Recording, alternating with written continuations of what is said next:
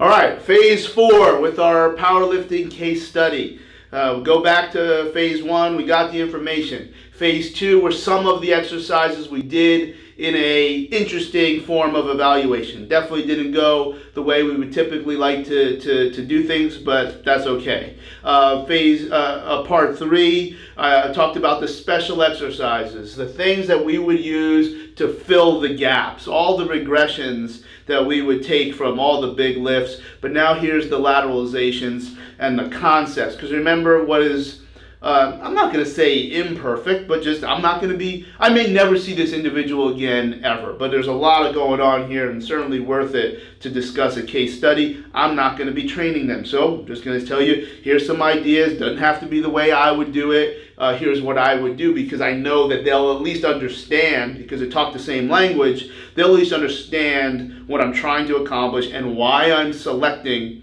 what I'm selecting. So number 1, we're going to kind of look at four concepts here.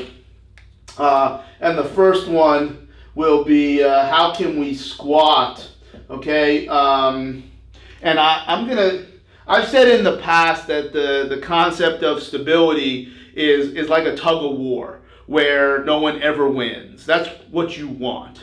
If we see that this individual has incredible leg strength because he's a big time squatter, well, then you start to ask questions like, well, how much can you squat versus you deadlift? And are you good at this, etc., etc. In this case, if his back broke, I don't think it's because his legs were stronger than his back. I actually think it's because his back was stronger than his legs.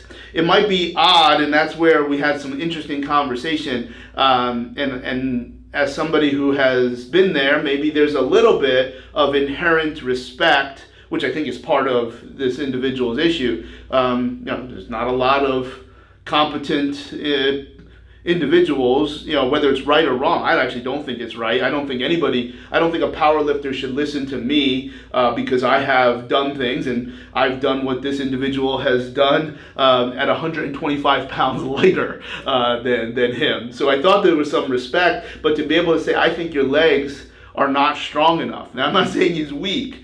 I'm saying they're not strong enough for the degree of stabilization that he has in his spine. We already know that degree of stabilization is compromised because of all of these asymmetries and loss of mobility through the hips and shoulders. That being said, no powerlifter, no athlete, no human will not benefit in some way, shape, or form from being stronger somewhere.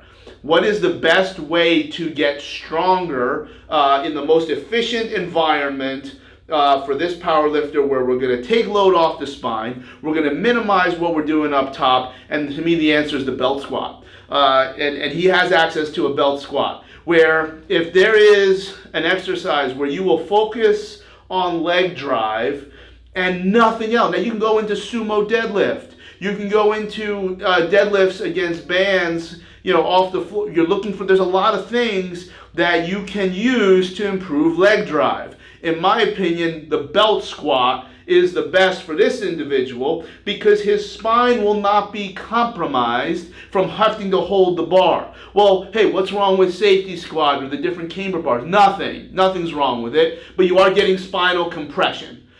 We can miss that. We can, certainly minimize spinal compression. So for concept 1, his big stuff has got to be the belt squat, in my opinion. I think we're going to be healthy with the belt squat, and I think we're actually going to fill in a gap.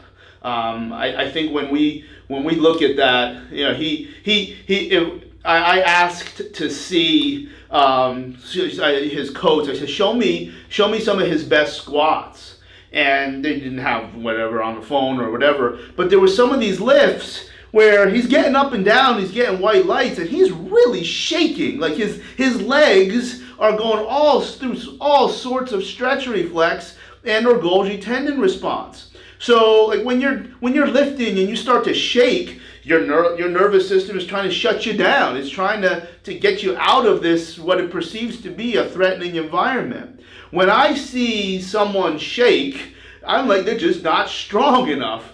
You could argue that they're not stable enough, but of course, strength, muscle contraction is a component to stabilization. Stabilization is part strategy and part strength. Sometimes you can get away with a really awful strategy if you're really strong, but you might pay in the end. And I think that's what this individual is dealing with. When you look at somebody squatting 7, 8, 9, 10 wheels, and their legs are shaking, their legs are not strong enough for what their trunk is able to hold. So they wind up doing something in their spine. And I have said for a long, long time, I understand, and I have said the bilateral deficit is compelling. I mean, I don't.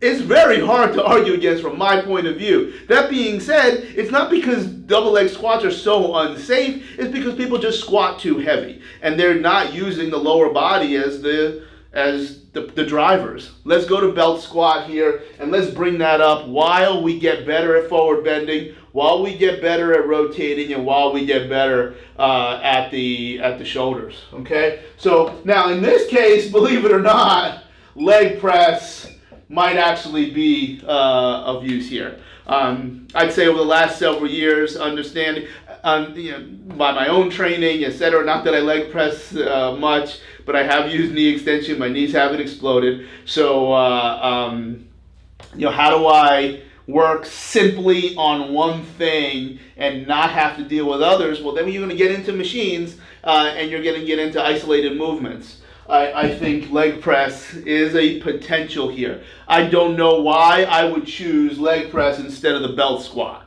but and we're looking to sit back into that belt squat heavy, and I'd say I'd look for 4s and 5s before I look for maximal effort method. Number 2, I have suggested that every workout, every lower body workout, because again I don't know how this is going to get programmed. So if it's going to be lower body workout, I want it is in every single workout, or maybe at a 60-70% finish to every warm-up. And even if you're going to be doing upper body, we're going to go safety squat bar. So now, remember, this is at Chris Duffin's gym, so we're expecting to find transformer bars all across the place. So I don't care where this is going, but now you got a lot of options to change the angle of the load, but your carriage is right here, okay? So we're going to minimize those issues of shoulder rotation and high thoracic limitations. They're off the board, or at least minimized when you have the yoke on, okay? Now, next, I want you to do a good morning, and I want you to stop either when coach doesn't like where the spine is, or even the mere hint of pain, and that's where we put the pins. So we are going to do concentric only good mornings every single workout. We're hiding from the shoulders, and we're looking to build back whatever we're missing of what makes our back hurt. You're going to take it right up to where it hurts, and we're going to back off. It's not necessarily that squat pattern strength, it's the hinge, where now we can put, hopefully, the correct amount of load where the spine does not break. Let's hope / expect that we're going to get that 15 degrees of isometric, because we are going to load up what we'll call crazy band tension. Okay? I don't even care about how much plate weight is on the bar here. Now, why do I want that? Because I want this incredibly intense, overcoming isometric at the barrier of where your spine breaks. Let's get strong, okay? But let's get strong in a safe way, where the pins are not going to let you go any lower than where your flexion tolerance or shearing tolerance allows. So if we can be in that isometric for as long as necessary before you wind up standing up, and of course we described when you get into the bar, you got to kind of wiggle, okay? You got to get under the bar. You can't just take it from here as if you were going to walk it out. Whenever you do a rack pull or any kind of modified lift off pins, you should have your arms and or hips, legs in the position that they would be when the bar got to that point during the lift. That's very, very important. So we're going to get that crazy band tension, and we're going to work against that isometric and hopefully get that 15 degrees north and south. But more importantly, we in theory are not at a place where we should be injured. You picked, the lifter picked. I want to get 5 to 8 singles. I don't care how you put the bar down, it's concentric only, and you basically make it as heavy as you possibly can without shearing. The other thing that the bands are going to do is not only create that isometric piece, but also is going to keep you in a groove that probably will minimize shearing or minimize flexion. The bands are going to be so heavy and so tense that it probably isn't going to let you go forward and back. It's not going to let you shake unless you're still moving. Remember, bands only want to go up and down. So if you're in a hinge, you're only going to be able to go where the bands let you. I kind of like that idea. Sometimes with the first time you start training with bands, especially on the bench, and you take the bar and it's all over the place. Well, that's because you're not in the groove that the band wants you to go, and because there's no weight on the bar, it starts to run on you. Again, in the lower body, it feels a little bit stronger. You can find that groove a little bit better, but that's the other reason for bands. It's not just to create that overcoming isometric at the start of the lift, which that's the rehabilitation component. That's the connective tissue component here. But I think in my experience that when you get into the groove with bands, it's like you stay kind of where the bands make you stay. In this case, he's not going to start shaking or get a lot of this shearing action. That's what I'm suggesting. If it doesn't work, then they'll decide what to do elsewhere. Number 3, everything upper body is bilateral, unilateral, and what that means is basically I don't believe he should be using a bar until both of those shoulders are equal. Everything is dumbbell. You'll feel weird enough, and you'll still let the shoulders go where they want to go.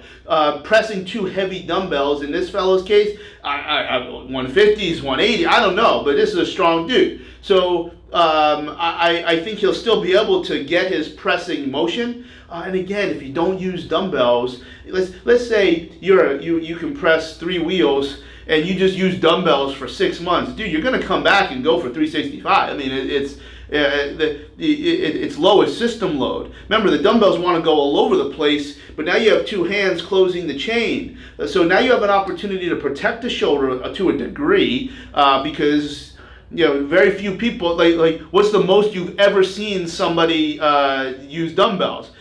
Pressing 220s?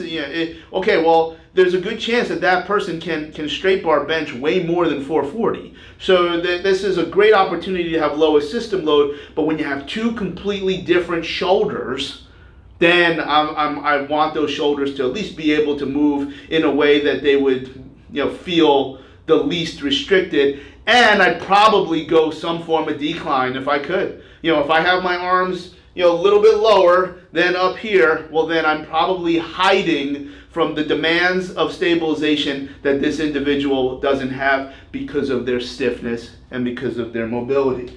And as you go through these, and again, variations thereof, I think we should always be using the same deductive eye that we would use from what may be a more formal evaluation to decide which special exercises are going to be the best, what we might do as active rest, but also the ones maybe we didn't think of because now something got elucidated as we were in this training. Okay. Lastly, work capacity.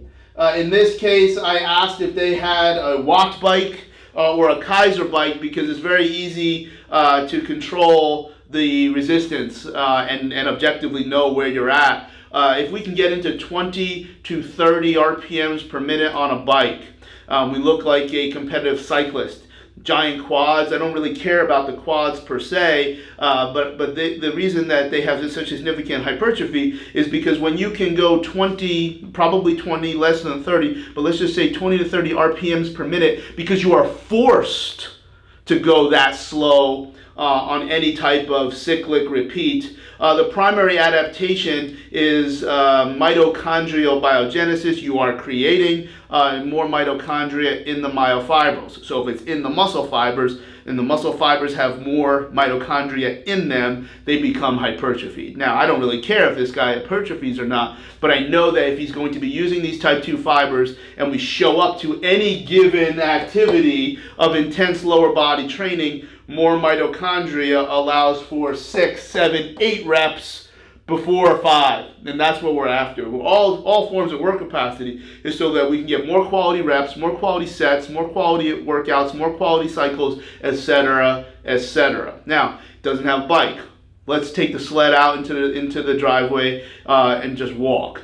So let's make the sled heavy enough where you're trudging, where you really have to, and you rest when you need. So it's going to be hard to objectify 20 steps per minute because it's so heavy. And obviously that's going to be very, very, very slow. It might feel really strange, whereas on a bike or a stair mill, it might feel a little bit at least easier to appreciate because we don't have a big reference point. But I would like to see mitochondrial biogenesis at the myofibril level, along with everything else. And then as an accompaniment, going back to our special exercises, in part 3, I mentioned that if somehow we put together everything, and it was really just this movement workout where he's not getting stronger, but hopefully getting more efficient with all the stretches and all the breathing, the neuromuscular reflex, etc., that could take 60, 70 plus minutes. I do think that could be a very useful eccentric heart component, which will also have value to work capacity. So that's really, but I think we can still find exercises that hide or minimize or allow us to lateralize, get after a lot of the same things we would want. Hey, knee dominant, hip dominant, upper body training. These are all things that we'd be doing anyway, but we're now taking into account this individual's movement profile. We're taking into account their pain, none right now, but we know it's going to be on board at some point. And let's do the things that keep those as far away from the environment as possible. And let's gain as much adaptation for performance as we possibly can without, again, provoking what we're not good at yet. Part 3 here was how do we get better at what we're not good at yet. Part 4 is how do we continue to improve at the stuff that we're already good at. So that's really the finish here of the case study. Again, let's see if we can get some response. Let's see if we can get some exchange in the comments below, and then that can become a compartmentalized segment next, based on your questions. That's really what we're after here on Sage Spot. So hopefully that all makes sense. Part 1, evaluation. Part 2, hopefully clear demonstration of a couple exercises that you can use out of context however you want. Lots of people can benefit from mobilization of the SC joint and mobilization of the hips. Number 3, thought process for developing special exercises for movement. Part 4, lateralizations for fitness for a competitive powerlifter that has the profile that we talked about. Hopefully that all makes sense. And if anybody's seen a leprechaun, now's your time. Say yeah.